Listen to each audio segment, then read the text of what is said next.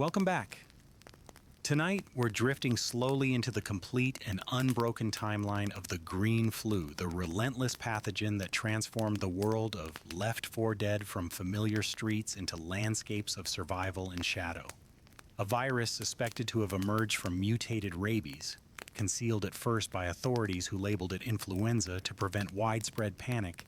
It spread through the air and blood with a hunger that no quarantine could contain.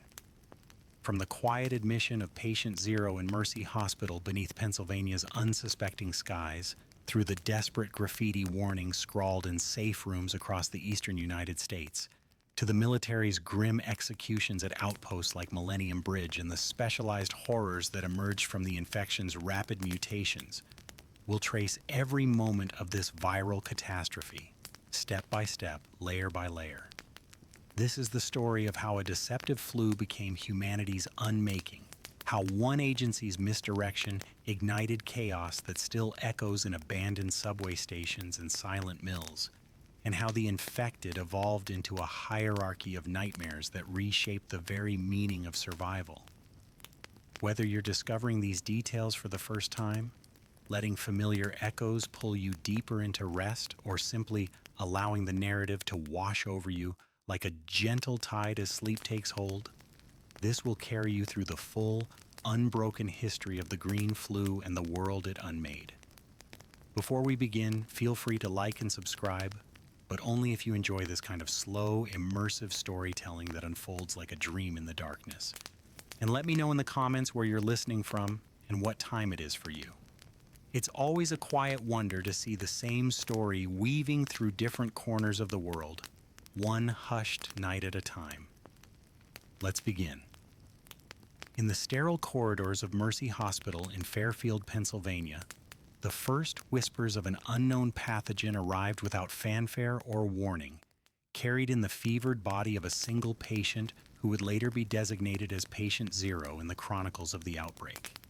This individual, arriving at the hospital's intensive care unit on an ordinary afternoon that would prove to be anything but ordinary,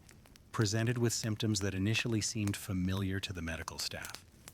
Symptoms that echoed known afflictions like rabies or encephalitis. Conditions that healthcare workers had encountered before in their years of practice. Irritability surfaced first, a simmering agitation that seemed to bubble beneath the patient's skin, followed quickly by outright aggression that required restraints, and then confusion that clouded rational thought and left the individual disoriented in the bright hospital lights.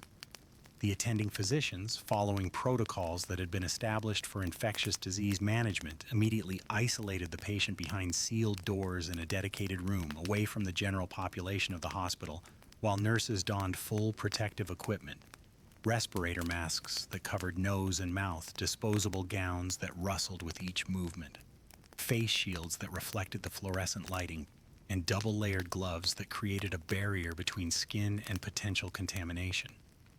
Blood was drawn for analysis, vials filled with crimson fluid that would be sent to the laboratory for testing, while vital signs were monitored continuously, the steady beep of machines tracking a heartbeat that grew increasingly erratic as hours passed into days. This initial admission, occurring in the quiet weeks before Fairfield's complete descent into chaos, stemmed from the virus's entry into the bloodstream, where it began its methodical assault on neural pathways, setting off a cascade of neurological decline that would become all too familiar in the days ahead. The Civil Emergency and Defense Agency, known by its acronym CEDA, soon became involved as the case's unusual presentation prompted a rapid assessment. But the pathogen's variable nature, its ability to mutate and adapt to evade early detection methods, allowed subtle spread through overlooked interactions, through shared air in confined spaces, through surfaces touched by contaminated hands. Thus, what began as a routine medical intake, a single patient admitted for observation and treatment, evolved into the outbreak's focal point, the epicenter from which concentric circles of infection would radiate outward, where one person's symptoms foreshadowed the transformation of thousands. turning a place designed for healing into an unwitting harbinger of widespread infection that would soon engulf the eastern regions of the United States in a tide of pale, aggressive figures that had once been neighbors, family members, friends. As word of similar presentations began to filter through the hospital's communication systems, as nurses reported additional patients arriving with the same constellation of symptoms, the same inexplicable aggression, the same clouded confusion, the same feverish irritability, Mercy Hospital's administration enforced increasingly stringent measures, mandating that all personnel entering the ICU or the newly established quarantine areas wear full protective gear without exception. This response arose from the virus's suspected rabies-derived traits, its clear preference for transmission via bodily fluids like saliva or blood, making every patient interaction a calculated hazard that required meticulous preparation and unwavering adherence to safety protocols. Yet despite these precautions, despite the careful layering of protective equipment and the establishment of isolated treatment zones, the surge in cases quickly overwhelmed these safeguards, transforming the hospital's orderly systems into scenes of controlled chaos. Irritability gave way to violent outbursts that erupted without warning, patients lunging at caregivers with sudden ferocity that required multiple staff members to restrain them, their actions straining already limited resources and exposing medical personnel to scratches that broke through gloves, to bites that tore through fabric, to sprays of saliva that misted the air during moments of struggle. Quarantine logs from this early period, documents that would later be studied by CEDA researchers seeking to understand the outbreak's progression, detail in careful handwriting how the influx of infected individuals revealed the pathogen's terrifying efficiency, its ability to spread despite precautions, with hosts visibly weakening physically, even as their aggression mounted to unprecedented levels, their skin taking on a pale, almost translucent quality, their eyes shifting to a yellowish, jaundiced hue that signaled profound internal disruption. The consequence of this overwhelming flood of cases was perhaps inevitable in retrospect,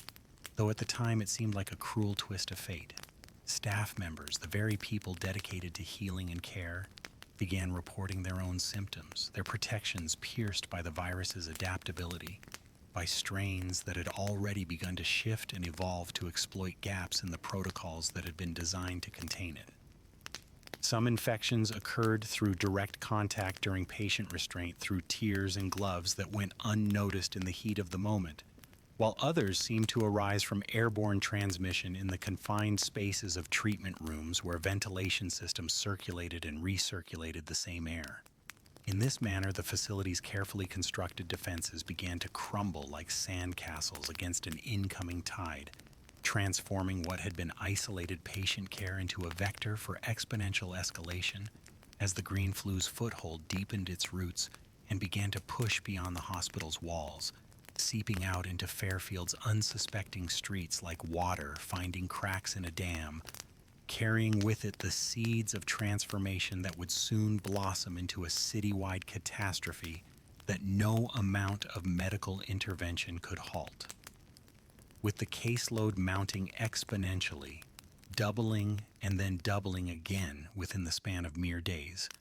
Mercy Hospital designated an entire wing as a dedicated quarantine area,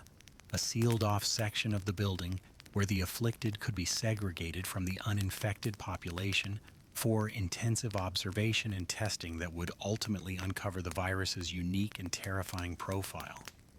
This quarantine zone, accessible only through a series of airlocked doors that whooshed open and closed with mechanical precision, became a laboratory of sorts, a place where blood was drawn repeatedly, where patients were observed around the clock through observation windows, where the progression of the disease could be documented in real time. The testing revealed what medical science had never encountered before: a suspected mutated rabies strain that defied all standard treatments, that showed no response to antiviral medications, that replicated at speeds that hinted at epidemic scale potential far beyond anything the hospital was equipped to handle. Blood withdrawals showed viral loads that climbed astronomically within hours, and observations documented a consistent progression from initial confusion to unmanageable rage, a transformation that seemed to follow a terrible internal logic as patients' perceptions warped, their neural pathways rewired by the virus's assault, causing them to view their caregivers not as helpers but as threats, as demonic entities that needed to be attacked and destroyed. This perceptual distortion, later understood to manifest as an orange-tinted vision that cast the uninfected in a hellish glow, compelled the infected to lunge at medical staff with what they believed to be self-defense, their actions driven not by malice, but by the virus's manipulation of their sensory processing. The quarantine area, intended to isolate and study, to contain and understand, instead became a showcase of the outbreak's devastating potential, a microcosm of the chaos that would soon engulf the wider world. CETA teams arrived within the first week, specialists in hazmat suits carrying equipment for contact tracing, for epidemiological mapping, for attempting to understand the transmission vectors that were allowing this pathogen to spread so efficiently despite containment protocols. But the virus's rapid evolution complicated every effort at understanding, with airborne variants beginning to circulate in the confined spaces of the quarantine wing, invisible particles floating through the air conditioning systems, settling on surfaces, finding their way past masks and barriers through mechanisms that seemed to shift and change even as researchers attempted to document them, as ground zero for what would become a nationwide catastrophe. The hospital's role crystallized with devastating clarity when staff members began to succumb despite wearing full protective gear, despite following every protocol to the letter, despite taking every conceivable precaution against infection. These medical professionals, trained to handle infectious diseases, found themselves becoming patients in their own wards, their transformations watched by former colleagues who could do nothing but document the progression and hope their own protections would hold. This transition, this shift from containment facility to infection amplification point, signaled the inadequacy of traditional isolation measures against such an adaptive and aggressive pathogen, and it propelled the virus from the controlled environment of the hospital directly into the broader community of Fairfield, where it would find fresh hosts by the hundreds, by the thousands. Consequently, this breakdown of medical containment not only exposed the green flu's terrifying reach and adaptability, but also accelerated Fairfield's descent from a quiet Pennsylvania city into a landscape of transformation and terror. Leaving behind in Mercy Hospital's quarantine wing a silent ward where the echoes of early warnings, the frantic reports, and urgent communications faded gradually into the growing silence of abandonment as the hospital itself had to be evacuated, its halls left to the wandering infected who had once been its patients and staff. In the early hours following Patient Zero's admission at Mercy Hospital, before the true scope of the disaster had revealed itself, containment measures unfolded with the kind of deliberate precision that public health systems had developed over decades of managing infectious disease outbreaks. Measures that aim to curb the green flu's insidious advance through tested protocols and established procedures. Hospital staff, recognizing from the initial symptoms that they were dealing with a pathogen that had the potential for fluid-based spread, immediately sealed off the intensive care unit from the rest of the hospital and established clear barriers between infected and uninfected zones, directing all incoming cases with similar symptom presentations away from general wards to minimize the risk of cross-exposure to patients being treated for unrelated conditions. This isolation protocol stemmed from early observations of the virus's suspected rabies-like traits, the understanding that even brief contact with infected bodily fluids could potentially initiate the cascade of symptoms that led to full transformation, prompting the creation of detailed procedures that required symptomatic individuals to self-quarantine in their homes, to avoid contact even with family members, and to contact designated screening facilities for evaluation rather than simply showing up at emergency rooms where they might expose dozens of others in waiting areas. CDA, mobilizing its rapid response infrastructure with impressive speed, issued guidelines through every available channel: television broadcasts, radio announcements, printed flyers distributed door to door that emphasized the importance of calm compliance, advising anyone who felt even mildly unwell,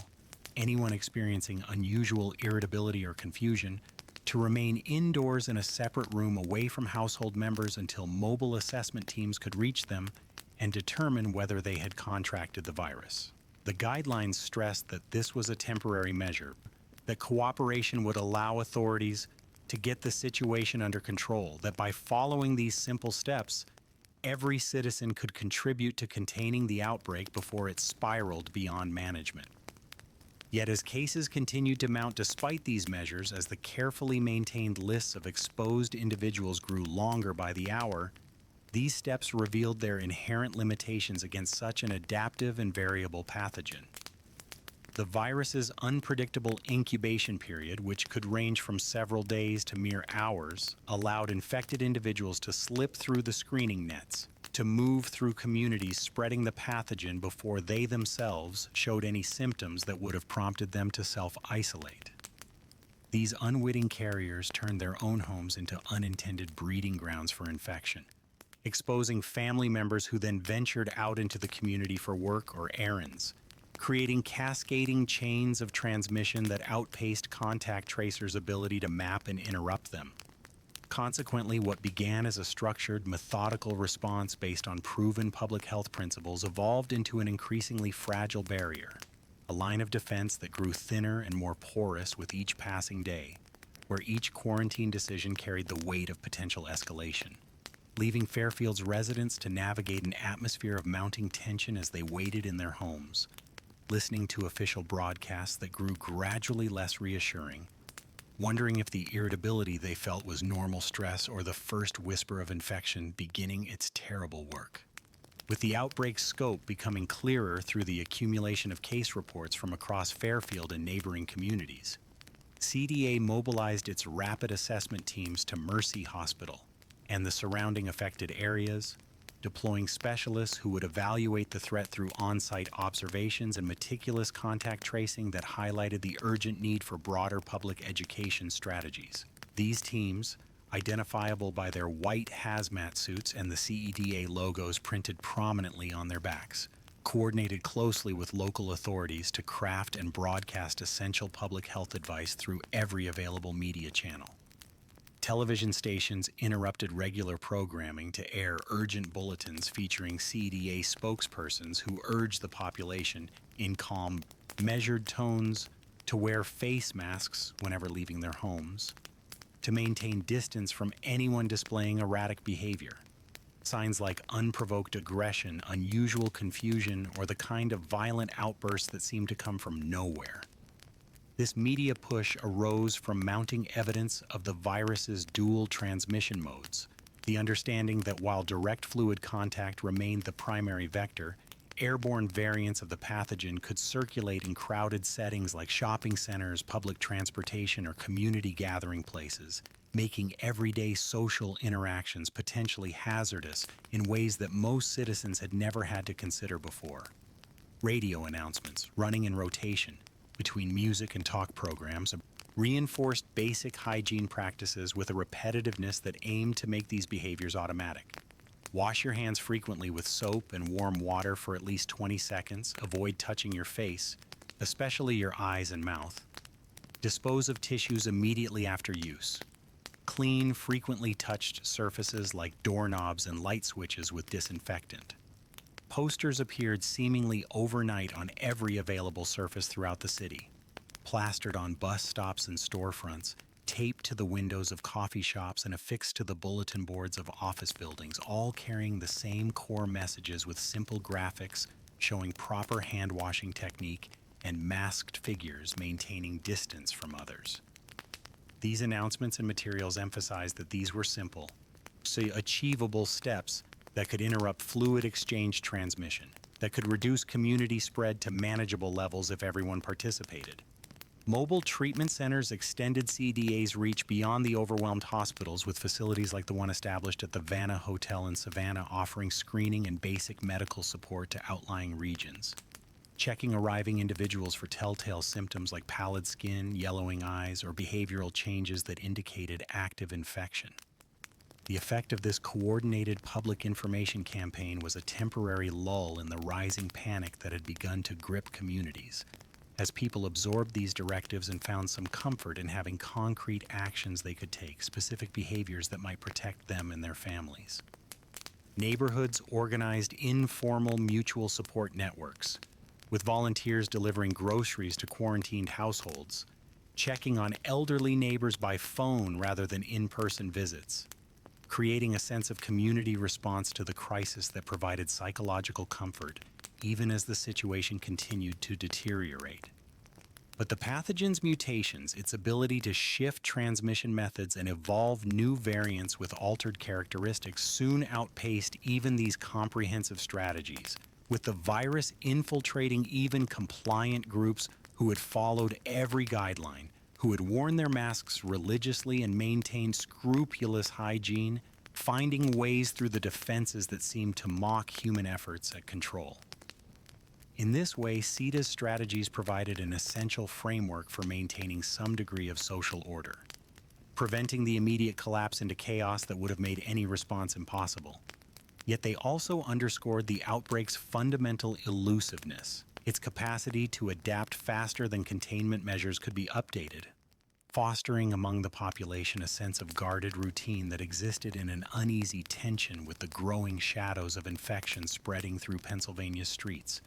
the mounting evidence that following the rules might delay but could not prevent the inevitable encounter with the virus that was reshaping their world. As containment efforts deepened and CETA's recommendations evolved in response to the worsening situation, public messaging began to promote the concept of home-safe rooms and fortified spaces within residences designed to provide short-term shelter where families could weather the initial waves of infection sweeping through their communities. The recommendations, distributed through the same media channels that had been broadcasting hygiene guidelines, included detailed instructions for selecting and preparing appropriate spaces, windowless basements where the infected couldn't peer in or break through glass, interior rooms like bathrooms or closets that had no external walls through which sounds might attract the wandering infected,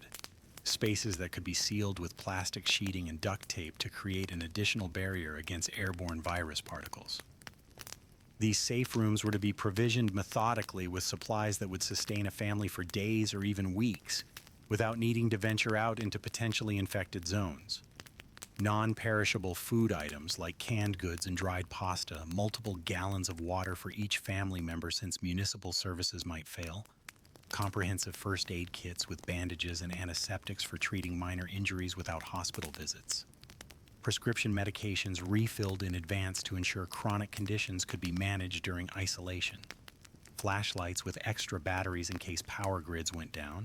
and battery-powered or hand-crank radios tuned to emergency broadcast frequencies for receiving official updates. This advice,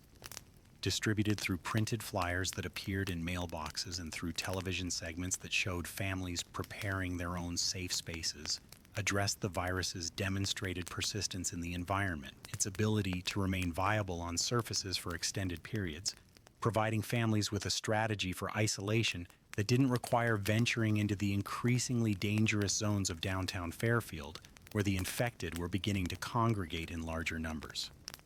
The safe room concept represented a shift in official messaging,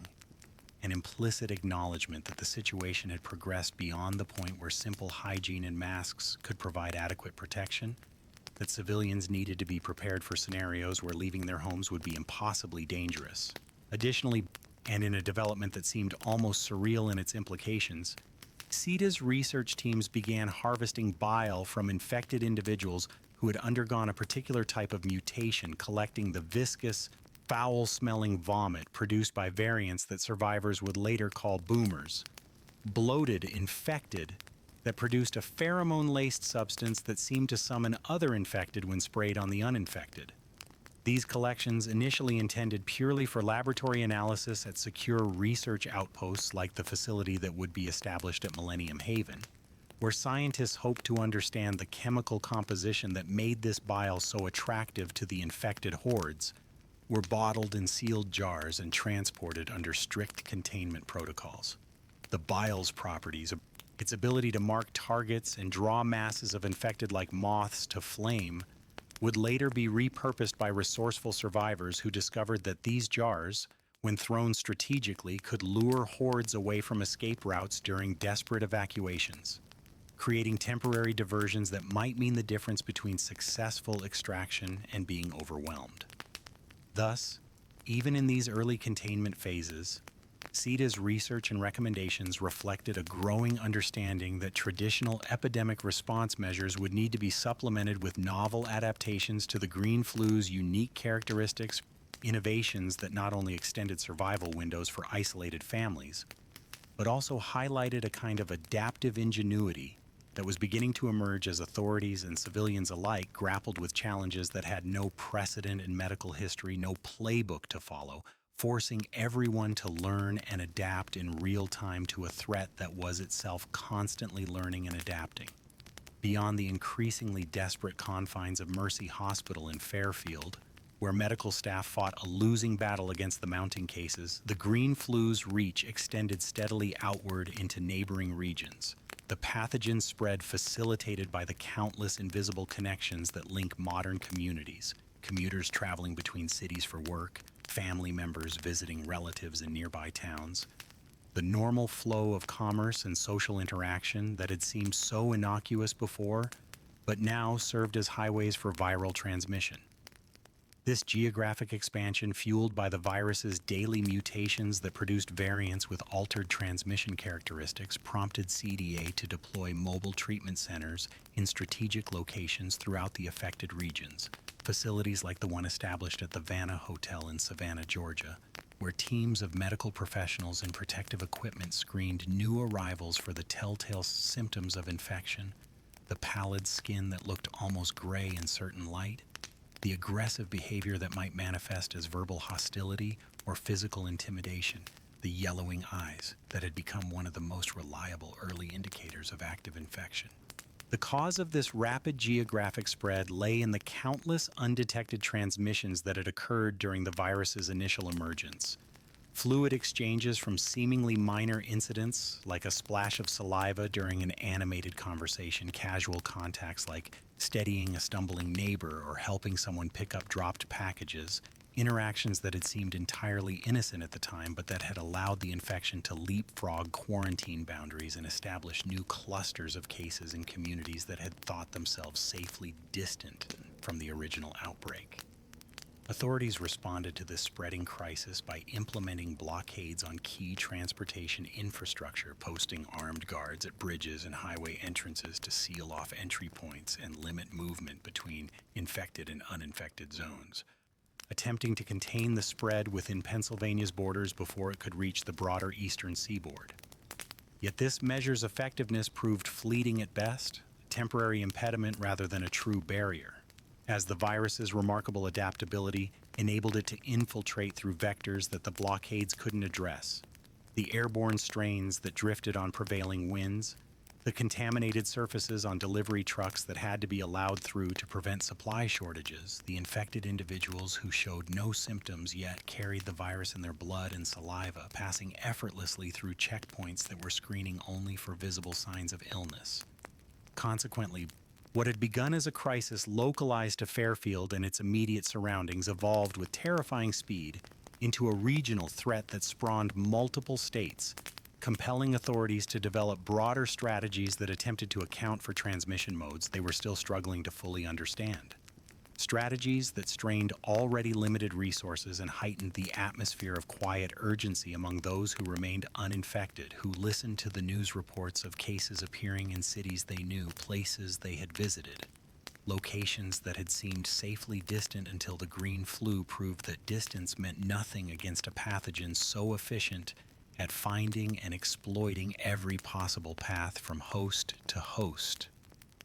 In an effort to isolate and contain the growing peril that threatened to overwhelm entire communities, CEDA escalated its response to include the quarantining of entire structures and districts, a dramatic expansion of containment measures that reflected the worsening situation.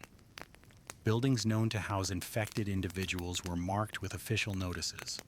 bright red placards that warned of prosecution for unauthorized entry, transforming apartment complexes and office buildings into sealed tombs where the infected wandered through familiar spaces now emptied of the uninfected. Entire streets and city blocks received similar treatment, with barricades erected at intersections and armed personnel stationed to enforce the perimeters, creating zones of exclusion that carved up the urban landscape into a patchwork of accessible and forbidden areas. This sealing of infected areas arose from the virus's disturbing persistence in built environments, where even abandoned sites could harbor infected individuals who had once lived or worked there. Their pale forms wandering aimlessly through rooms and hallways until some noise or flash of light provoked them into the aggressive pursuit that characterized their transformed state. Travel restrictions tightened further at checkpoints and transportation hubs, with airports implementing mandatory screening protocols that went beyond simple temperature checks, mandating that all passengers wear face masks from entry to departure, present identification showing they were from unaffected areas, demonstrate no open wounds on visible skin that might indicate exposure to the virus, and confirm through written declaration that they had not recently handled livestock or visited rural areas where the suspected animal-to-human transmission might have occurred. These precautions tied back to early theories about the outbreak's origins, suspicions that the virus might have jumped from animal reservoirs based on reports from agricultural regions where deceased livestock had been found with symptoms resembling rabies, their bodies stacked for disposal after testing showed evidence of the pathogen. The rules stemmed from the pathogen's demonstrated ability to utilize mixed transmission methods, shifting between fluid-based spread through bites and scratches, airborne dissemination in enclosed spaces, and surface contamination that could transfer through touch, creating a complex web of potential exposure routes that authorities were still struggling to fully map and interrupt. However, enforcement of these quarantine zones and travel restrictions began to falter as the numbers of infected swelled beyond what security forces could effectively manage, their jaundiced eyes and physically weakened frames appearing in such quantities that patrol lines became increasingly porous, with reports of infected breaching barricades through sheer numerical advantage, overwhelming small guard posts through mindless but relentless pressure. As a result, these designated quarantine zones gradually became something more like silent tombs than actively managed containment areas. Places where the uninfected who found themselves trapped on the wrong side of a barricade had to weigh the risks of remaining in compliance against the increasingly compelling pull of escape, of fleeing toward rumored safe havens in less affected regions. This tension fostered a landscape transformed by security measures that had become performative rather than effective, where barricaded doors and watchful silence echoed across Pennsylvania's eastern communities and into neighboring states, creating an atmosphere where the official containment structure existed in uneasy coexistence with the reality of an outbreak that was slipping through every barrier erected against it, advancing steadily westward despite all efforts to halt its inexorable progression. Amid the increasingly desperate containment struggles, evacuation centers emerged as fragile beacons of hope for extraction from the infected zones, with sites like the Hewlett Recreation Center and Borden High School in Fairfield being hastily repurposed from their peaceful civilian functions to serve as assembly points funneling survivors toward putative, safe havens such as the military-held settlement at Riverside.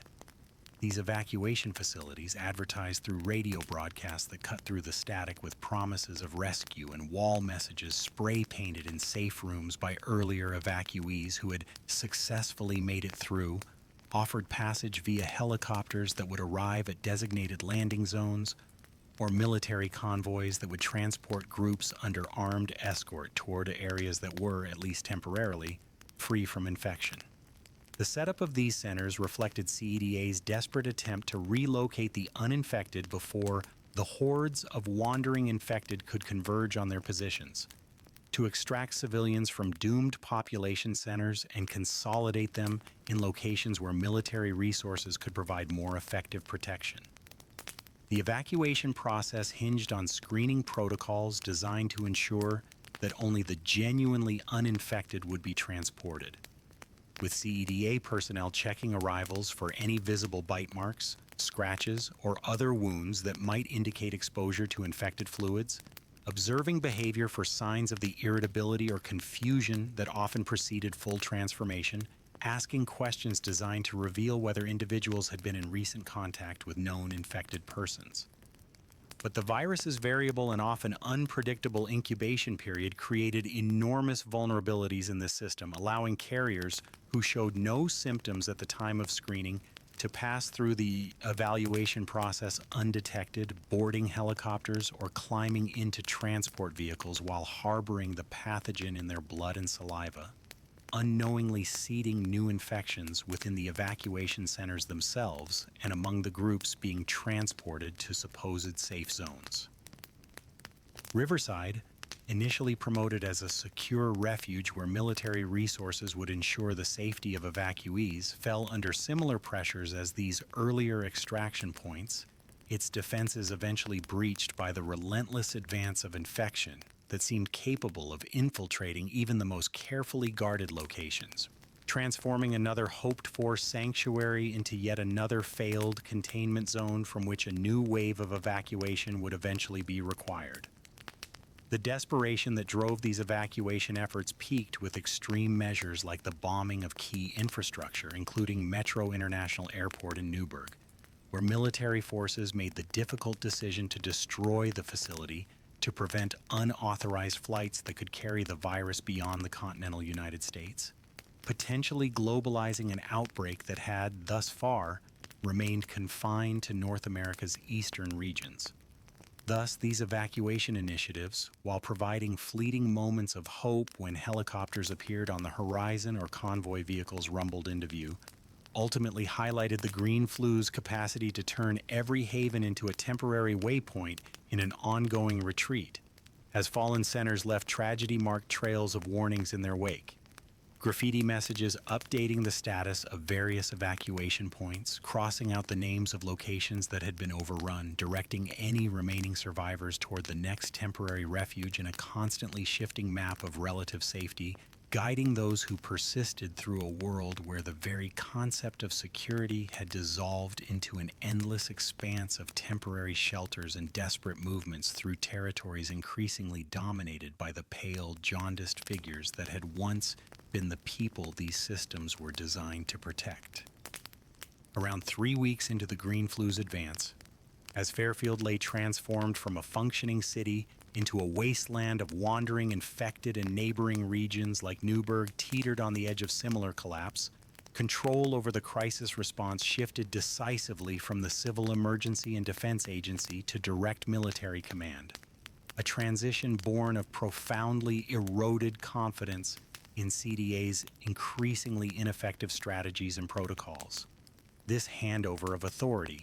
documented in survivor graffiti found in safe rooms and in the military operational logs maintained at outposts such as Millennium Haven, stemmed from CEDA's fundamental inability to adapt quickly enough to the virus's volatile mutations, their protocols designed for more conventional pathogens proving inadequate against an adversary that could shift from primarily fluid-based transmission to airborne spread seemingly at random, that evolved new characteristics with such speed that containment procedures were obsolete almost before they could be implemented. Military commanders, viewing CED's influenza narrative with increasing skepticism as the evidence of the pathogen's rabies-like effects mounted, assumed direct authority to enforce stricter and more aggressive protocols, deploying armed units to secure evacuation points with lethal force authorization, imposing martial law in affected regions to ensure compliance with quarantine orders, and taking control of resource allocation to prioritize military operations over civilian considerations. The fundamental shift this represented cannot be overstated. It marked a transition from a public health crisis being managed through voluntary compliance and community cooperation to a military operation where survival of the species took precedence over individual rights, where difficult decisions about who would be saved and who would be left behind were made through strategic calculation rather than humanitarian concern. This change mattered profoundly on multiple levels, as it transformed the character of the response from containment efforts aimed at eventual cure and recovery of affected individuals to eradication protocols focused on eliminating infected populations to protect remaining uninfected zones. A shift where hope for medical breakthroughs and vaccine development gave way to the harsh pragmatism of survival mathematics, where authorities began calculating acceptable losses and making decisions about which communities could be saved and which would have to be sacrificed to create fire breaks in the infection's spread. The transition left civilians to adapt rapidly to a new reality where CED's public health messaging gave way to military orders that expected immediate compliance without explanation or debate, where compassionate evacuation efforts were replaced by triage operations that made cold-blooded determinations about who warranted the resources of rescue and who would be left to fend for themselves, or, in some cases, eliminated as infection risks even when their status remained uncertain. This pivot fundamentally altered the relationship between authorities and citizens, dissolving what remained of the social contract in affected regions as faith in civilian oversight evaporated, paving the way for increasingly severe decisions that weighed individual lives against the greater imperative of preserving some portion of humanity in uninfected areas, decisions that echoed through the silent barricades of Pennsylvania and the growing infected zones beyond, where the new military paradigm made clear that the old assumptions about government's protective role had been permanently suspended in favor of a survival calculus that acknowledged no moral constraints beyond the binary of infected and uninfected, the living and the transformed. At fortified installations like the Millhaven military outpost, where the armed forces established secure research and processing facilities behind multiple layers of defensive perimeters, gene testing emerged as a cornerstone of the new military regime, a scientifically based screening method where arriving survivors underwent DNA analysis through swab samples to detect the presence of specific genetic markers that indicated either immunity to the virus or carrier status that made individuals sources of ongoing transmission risk, even if they showed no symptoms. This testing methodology arose from discoveries made by military doctors stationed at the outpost. Research that had identified a particular gene passed through paternal lineage that appeared to confer resistance to the green flu's neurological effects, allowing some individuals to withstand exposure that would transform others, effectively creating a class of immune survivors who could navigate infected zones with relative impunity. The testing process involved collecting genetic material through cheek swabs, processing the samples through whatever laboratory equipment had been brought to or salvaged for the outpost, and using the results to separate arrivals into distinct groups identified by colored wristbands that determined their subsequent treatment. Those testing negative for both infection and the immunity marker received one color and were granted passage to secure areas behind the outpost's walls, while those testing positive for the immunity gene but also showing evidence of asymptomatic carrier status received a different designation that marked them for isolation and often execution. This brutal stratification served a specific purpose in the military's strategic calculus, as asymptomatic carriers represented perhaps the most insidious threat to containment efforts, their lack of visible symptoms allowing them to move freely through evacuation centers and refugee populations, their proximity to others spreading the virus through the very same mechanisms that made them seem safe. Casual conversation that sent droplets of infected saliva into shared air, touching common surfaces and transferring virus particles to door handles and railings that others would later contact. Even breathing in confined spaces where air circulation was poor and viral concentration could build to infectious levels. Those testing positive as carriers faced immediate isolation in separate facilities where they were informed of their status and given a stark choice: voluntary acceptance of execution as a service to humanity's survival, or forcible termination as an infection control measure, with refusal to comply met with immediate lethal response by military personnel who had been explicitly authorized to use whatever force necessary to prevent carrier escape or exposure to uninfected populations. The military's rationale for these extreme measures stemmed from the complete absence of viable treatment options, the understanding that each living carrier, regardless of their own immunity to symptoms, functioned as a mobile reservoir, sustaining the pathogen's presence in surviving populations, that allowing carriers to remain alive and integrated with uninfected communities would perpetuate the cycle of mutation and transmission indefinitely, making eventual containment impossible. Survivor accounts from sources like the Sacrifice comic detail the horrific implementation of these protocols, describing scenes of carriers lined up in hastily dug pits or positioned against walls designated for executions, dispatched with methodical efficiency by soldiers who had been thoroughly briefed on the necessity of these actions but who sometimes showed signs of the profound psychological toll such duties extracted. The wristbands became symbols of fate in these military zones, their colors determining not just immediate treatment but ultimate survival,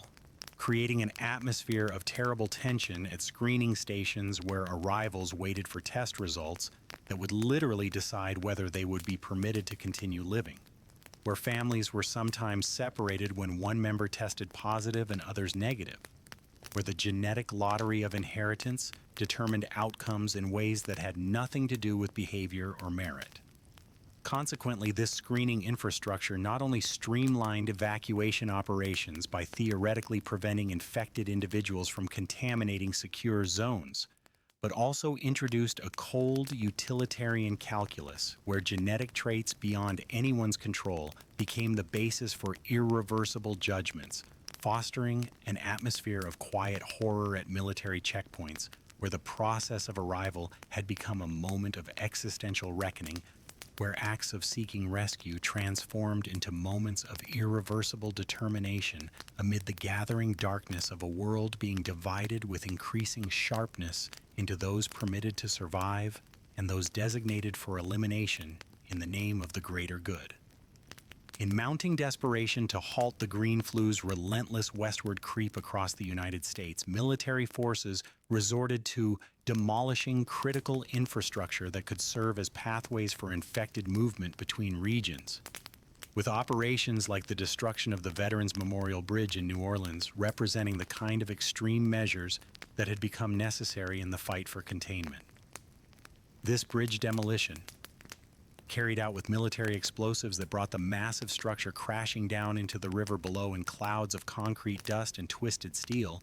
served the strategic purpose of severing the connection between heavily infected eastern territories and areas that remained for the moment relatively free from the outbreak's worst effects, creating physical barriers that the shambling infected hordes could not easily cross. The tactic of infrastructure destruction followed logically from the execution of identified carriers, both policies flowing from the same hard strategic calculus that preservation of the uninfected required ruthless elimination of transmission vectors regardless of the human cost. A philosophy that permitted the sacrifice of individual lives and even entire infected populations, if doing so increased the probability of humanity's continued existence in some form somewhere. The rationale underlying these extreme measures lay in the absolute absence of any viable vaccine or treatment for the green flu, the complete failure of medical research to develop countermeasures against a pathogen that mutated too rapidly for conventional pharmaceutical approaches, leaving authorities with only the blunt tools of quarantine, execution, and physical separation to work with in their attempts to slow or halt the outbreak's progression. Survivor accounts from various sources, including graffiti found in safe rooms and testimony recorded in documents like the Sacrifice comic, detail the implementation of these policies with vivid and disturbing clarity. Descriptions of carriers identified through the genetic testing being organized into groups, their colored wristbands marking them for death,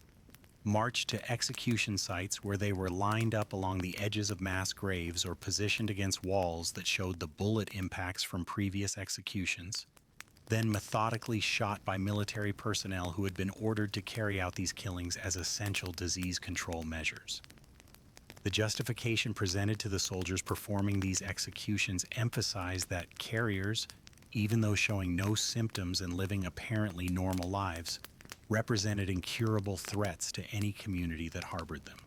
that each carrier's presence perpetuated the cycle of viral mutation and transmission that made containment impossible, that eliminating carriers was not murder but a tragic necessity equivalent to amputating a gangrenous limb to save the body. Non-compliance with testing or execution orders, whether motivated by fear, defiance of what individuals perceived as unjust authority, or simply inability to accept the reality of the situation, invited immediate forcible response as military commanders operated under doctrine that positioned carrier elimination as non-negotiable, a red line that could not be compromised regardless of emotional or ethical appeals. Thus, these actions, the bridge demolitions that severed communities from each other, the pit and wall executions that eliminated carriers by the hundreds, while achieving some measure of success in slowing the green flu's geographic spread by destroying paths of transmission and eliminating human reservoirs of infection, etched a legacy of profound loss into the fabric of the outbreak's history, transforming the military response into something that survivors would remember with complex emotions, mixing gratitude for protection with horror at methods employed, leaving marks both physical and psychological across the landscape of what had once been thriving regions, but had become territories defined by the desperate mathematics of survival, where every calculation involved trading lives against the hope of preserving something, anything, of humanity in the gathering darkness that seemed to spread as inexorably as the virus itself. In the fortified research facilities of military outposts like Millhaven, where scientists worked behind layers of security and containment protocols, researchers uncovered amid the green flu's unrelenting spread a subtle genetic factor that offered rare protection against the pathogen's most devastating effects, a discovery that would fundamentally reshape understanding of who might survive and who would inevitably succumb to transformation. This natural immunity traced its origin to a specific genetic marker inherited through paternal lineage, a trait passed from father to child that existed in a small percentage of the population, and that explained the otherwise inexplicable persistence of certain survivor groups who had endured repeated exposures that should, by all rights, have resulted in their infection and transformation. The discovery emerged from systematic examination of individuals who had survived bites or sustained close contact with infected bodily fluids, yet remained free from the symptoms that characterized active infection. The aggression, the pallid skin, the yellowing eyes, the gradual erosion of rational thought that preceded full zombification. Blood samples from these fortunate individuals analyzed through whatever laboratory equipment remained functional at military research stations revealed the presence of this protective gene, a marker that appeared to prevent or significantly blunt the virus's assault on neural pathways, blocking the mechanisms through which the pathogen normally hijacked brain function and eliminated basic human drives like the need for sleep or food. CEDA's earlier screening protocols, developed during the initial phases of the outbreak before the military takeover, had completely overlooked this genetic component in their containment strategies, focusing instead on visible manifestations of infection, physical symptoms, behavioral changes, the presence of wounds that might indicate exposure, while missing entirely this invisible factor that determined whether exposure would result in transformation or would be resisted by the host's own biology. This oversight had allowed immune individuals to navigate infected zones with relative safety, to venture into areas other survivors would never dare enter, to potentially serve as scouts or rescuers in situations where non-immune persons would face near certain infection, though these advantages came with complications that would only become clear as research progressed. Yet this genetic resilience, this inherited protection against the green flu's neural effects, came with a hidden cost that made it something far less than the salvation it initially appeared to be, a catch that would have profound and terrible implications for containment efforts and for the individuals who carried this supposedly beneficial trait. While the immunity marker preserved the host from experiencing symptoms, preventing the transformation into mindless, aggressive infected that characterize most exposures, it did not actually eradicate the virus from their systems. instead allowing the pathogen to persist in their blood and saliva in an asymptomatic state that made these immune individuals into carriers capable of transmitting the infection to others even as they themselves remained apparently healthy and unaffected. This persistence of the virus in immune hosts sustained the outbreak's undercurrents across affected regions, creating hidden reservoirs of infection that could seed new clusters of cases in areas that had seemed successfully cleared, allowing the green flu to maintain its presence in populations even after visible infected had been eliminated, waiting silently in the bloodstreams and salivary glands of immune individuals for opportunities to jump to new non-immune hosts through casual contact or environmental contamination. Deeper analysis conducted at Millhaven and similar military research facilities revealed the full extent of the threat posed by asymptomatic carriers, individuals who harbored active green flu infection without displaying any of the outward effects that would alert others to their status as vectors of transmission,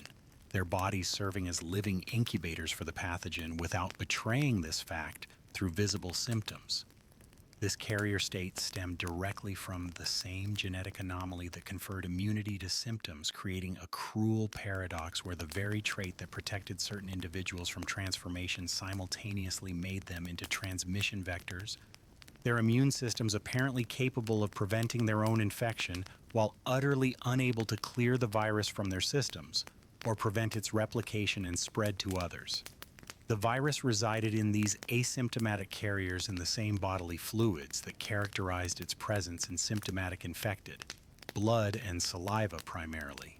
where it remained viable and infectious, capable of transmission through the same mechanisms that spread it from obviously infected individuals. Direct contact with these fluids during activities like sharing food or drinks, kissing, or other intimate contact. Medical procedures that involve fluid exchange, or even casual conversations where saliva droplets might be expelled through speaking, laughing, or coughing. The airborne transmission route that affected certain viral variants also remained active in carriers, meaning their mere presence in enclosed spaces could seed viral particles into the shared air, creating infection risk for anyone breathing the same atmosphere even without any direct physical contact occurring. Survivor accounts documented in sources like The Sacrifice comic provide vivid illustrations of how carriers, completely unaware of their status as infection sources, mingled freely in safe rooms and evacuation centers, their participation in survivor communities appearing entirely benign, while they unknowingly seeded new infections among the uninfected populations that had gathered in these supposed refuges. Military doctors, upon identifying this carrier phenomenon through their advanced genetic testing capabilities, immediately recognized how it explained the seemingly inexplicable sudden outbreaks that had occurred in secured areas, the mysterious appearance of new infections in locations that had been carefully screened and cleared of obvious threats, the pattern of cases appearing days or weeks after areas had been declared safe and opened for refugee settlement. The carriers had passed through CEDA's earlier screening protocols without raising any flags, their lack of symptoms, meaning they showed none of the pallid skin coloration or jaundiced eyes that screeners looked for, their behavior remaining entirely normal without the aggression or confusion that would have indicated active infection, their bodies bearing no wounds or marks that would have suggested exposure to infected individuals. Consequently, what had appeared to be fortunate escapes from infection, stories of people who had somehow avoided the virus despite obvious exposure opportunities, turned retrospectively into tragic tales of unwitting betrayal, where individuals believing themselves to be among the lucky survivors were actually serving as Trojan horses that carried the infection into the heart of uninfected communities, eroding trust within survivor groups and compelling authorities to implement the harsh genetic testing and carrier isolation protocols that would become hallmarks of the military phase of the outbreak response.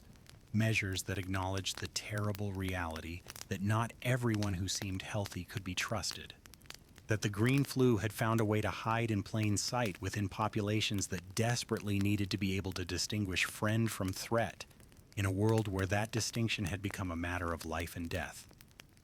The impact of these hidden carriers rippled destructively through evacuation efforts across the eastern United States, transforming what should have been rescue operations into vectors for the virus's continued spread across distances that physical barriers might otherwise have contained. At evacuation centers, like the Hewlett Recreation Center where survivors gathered awaiting transport to safer regions, or during helicopter evacuations from rooftop landing zones where space limitations meant careful selection of who would be taken on each flight. Carriers boarded transport vehicles undetected by screening procedures that simply weren't designed to identify asymptomatic infected individuals. Their outwardly healthy appearance securing them places on helicopters, buses, or boats that would carry survivors toward putative safe havens like the Riverside settlement. These carriers, genuinely believing themselves to be uninfected and having no reason to suspect otherwise given their complete lack of symptoms, then spent hours or even days in close proximity to other evacuees during transport,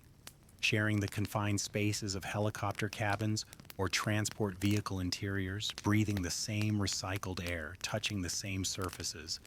engaging in the casual social interactions that characterize groups of people thrown together by crisis and forming bonds of shared survival. The result, documented in military logs that tracked infection patterns across evacuation routes, was a steady seeding of new infections among evacuee populations. Cases that would sometimes manifest during the journey itself as non-immune individuals who had been exposed by carriers moved through their incubation periods and began showing symptoms, creating mid-transport crises as pilots or drivers had to deal with individuals transforming into aggressive infected while in flight or in motion, leading to emergency landings or stops that sometimes resulted in total loss of the evacuee group when infected broke free and attacked others in the confined space. In other cases, the infections remained latent during transport but manifested after arrival at destination sites, with individuals disembarking at locations like Riverside carrying the virus in their bloodstreams from carrier exposure during the journey,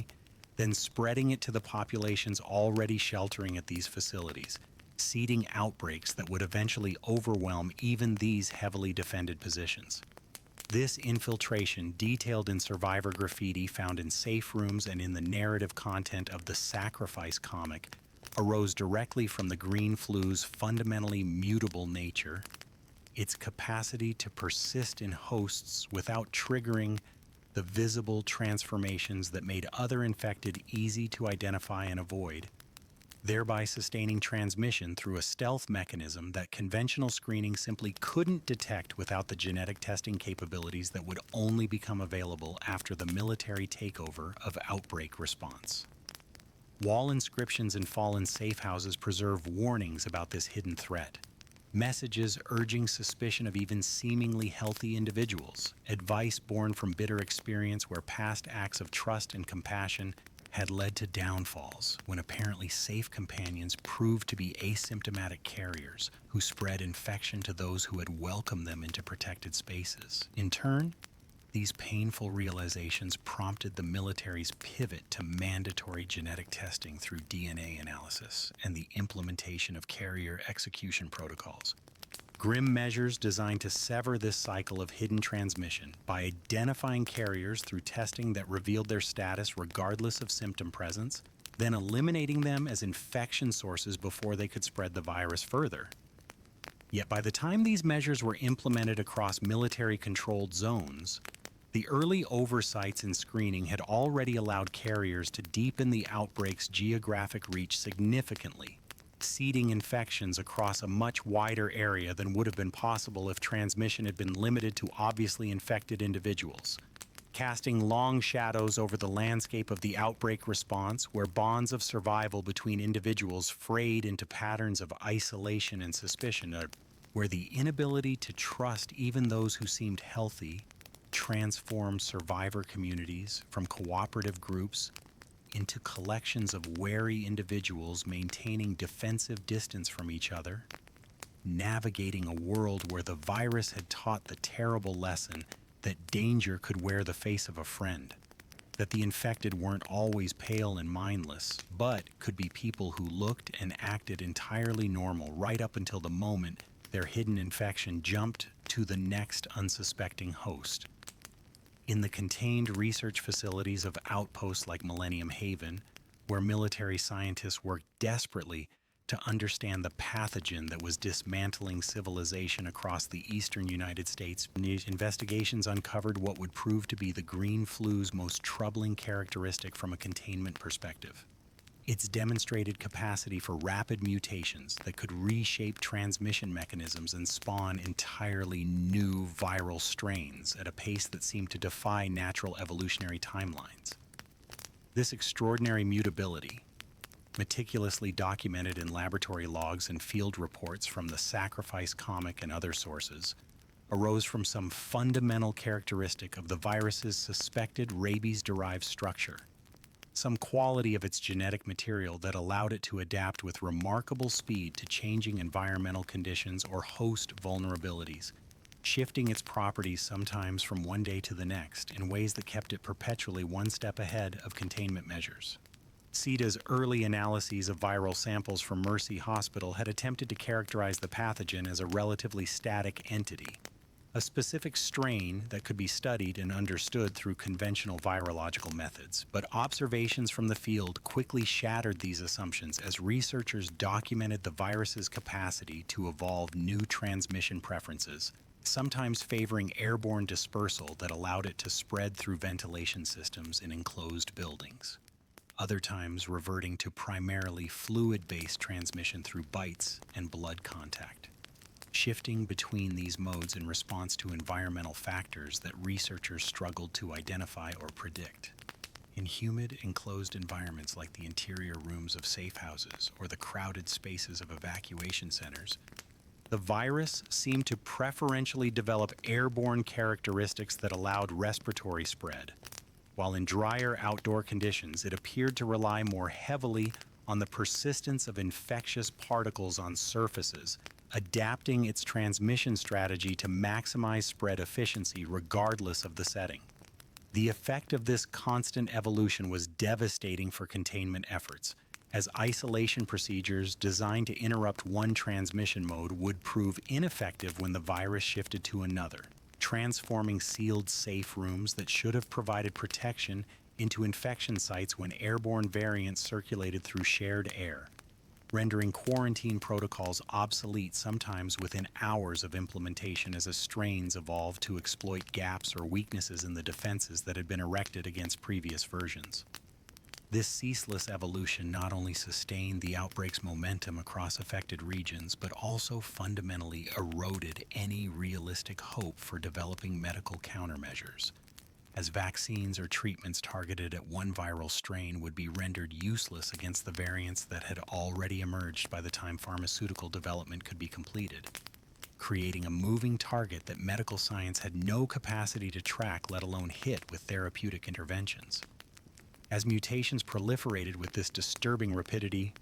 they gave rise to the spectrum of specialized infected forms that survivors would come to know through terrifying encounters. Variants where the virus's interaction with individual host biology or environmental surroundings dictated outcomes far more dramatic and dangerous than the common infected that comprised the majority of transformed individuals. Examinations conducted at Millennium Haven revealed through autopsies and live observations how host factors, perhaps underlying medical conditions, genetic predispositions, physiological characteristics like hormone levels or body composition, could steer the transformation process along different pathways, channeling the green flu's assault on human biology into specialized variants that manifested unique and often devastating capabilities. This diversity stemmed from the virus's neurotropic nature, its preference for infecting and altering neural tissues, which when combined with its rapid mutation rate could twist brain structures and peripheral nervous systems in varied ways, creating forms adapted for specific predatory functions, some with enhanced physical strength, others with ranged attack capabilities, still others with stealth characteristics that made them ambush predators within the ecology of the infected. These specialized variants, while individually less numerous than common infected, played crucial roles in the hierarchy of infected populations, their unique abilities creating synergies when multiple types operated in proximity to each other. forming what amounted to a macabre division of labor where different infected types fulfilled complementary tactical functions that made the groups far more dangerous than simple numbers of common infected would suggest. Survivor accounts recorded in safe room graffiti throughout regions like Newburgh and Fairfield preserve warnings about these specialized infected, descriptions of their identifying characteristics and attack patterns, advice born from deadly encounters about how to recognize and respond to each variant's particular threat, creating an informal field guide to the infected hierarchy that survivors would consult and add to as experience accumulated. In turn, the emergence and proliferation of these specialized forms complicated survival strategies immensely, as tactics effective against common infected hordes often proved counterproductive or suicidal when specialized variants were present, forcing survivors to develop situation-specific responses to learn to identify which infected types were present in any given encounter before committing to a course of action. To understand that a group of 100 common infected might actually pose less danger than a smaller mixed group that included specialized variants whose abilities could pin, separate, or otherwise disable survivors before the commons moved in to finish them. The virus's inherent instability, this capacity for rapid evolution that prevented the development of stable, predictable strains, extended beyond transmission characteristics into the realm of curative efforts, rendering vaccine development essentially impossible as research targets shifted faster than pharmaceutical development timelines could accommodate, leaving seed as scientists and later military medical teams grappling with the reality that they could not develop countermeasures, could not create treatments or preventive medicines against such a moving target, forcing them to abandon hope of medical solutions in favor of purely containment-based strategies that focused on managing infected populations rather than curing or preventing infection. This absence of therapeutic options gave rise to the infected hierarchy that emerged from natural selection pressures, where specialized variants functioned as force multipliers within larger groups of common infected, their unique traits enabling coordinated assaults that overwhelmed defensive positions through combinations of abilities rather than through simple numerical advantage, creating a form of emergent tactical cooperation among the infected that seemed almost intelligent in its execution, despite arising from purely instinctual behaviors and pheromone-based coordination. Records from various evacuation centers and defended positions document how these adaptations turned random encounters with the infected into orchestrated attacks, with specialized variants performing specific roles, some drawing survivors out of cover, others cutting off escape routes, still others marking targets for swarming by common infected, creating patterns of assault that required equally coordinated defensive responses from survivors who had to learn to function as teams or face being systematically dismantled by infected groups that operated with a terrible kind of efficiency. Thus, the green flu's core properties, its rapid mutation rate, and its capacity to produce specialized infected variants adapted to specific predatory functions not only perpetuated the outbreak by preventing medical countermeasures, but also wove a complex web of threats that forced profound changes in how survivors navigated the infected landscape, transforming survival from a simple matter of avoiding or fighting infected into a complex tactical challenge requiring constant assessment, adaptation, and coordination, casting shadows over every aspect of continued existence in regions where the virus had achieved dominance and reshaped the rules by which humans had to live.